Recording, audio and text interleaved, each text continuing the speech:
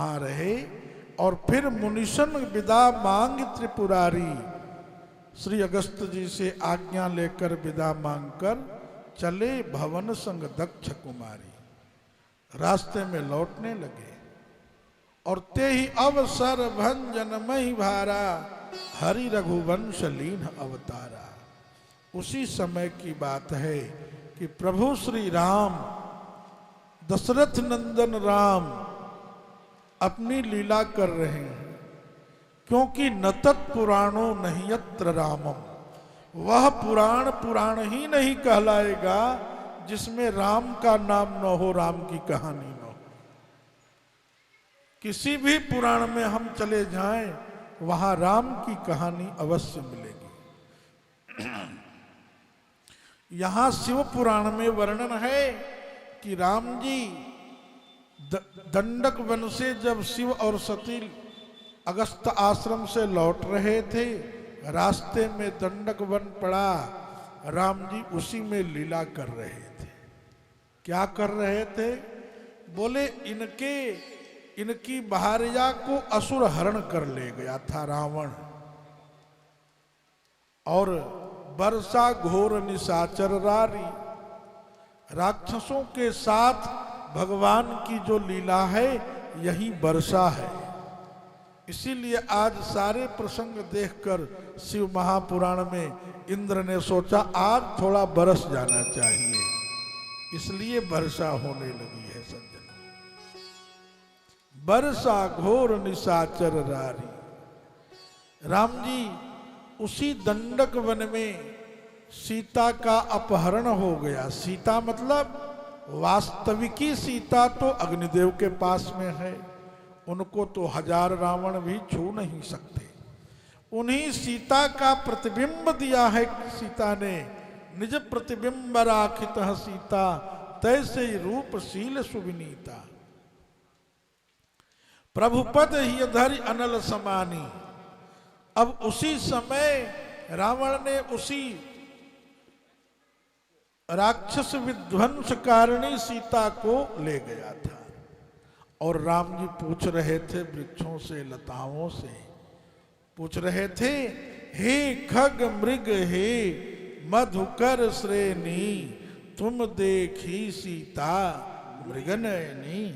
आपने किशोरी जी को देखा, हमारी प्राण प्रिया को देखा? कहीं से आवाज न आई। आवाज आएगी, लेकिन जब प्रभु चाहेंगे कि उत्तर आए तब उत्तर आए। उन्होंने पूछा, हे खग, खग माने पक्षी, तो पहला उत्तर पक्षी ने ही दिया, श्री जटायु जी ने दिया। और प्रभु ने दूसरा शब्द रखा, हे मृग, तो मृग ने ही उत्तर दिया। हनुमान जी, शाखा मृग की बड़ी मनुष्याई, शाखा ते शाखा पर जाई।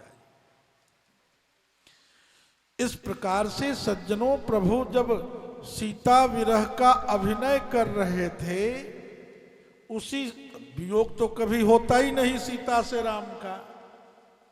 गिरा अर्थ जल बीच सम कहियत भिन्न न भिन्न, वंदऊ सीता राम जी पद जिन्हीं परम प्रिय खिन्न।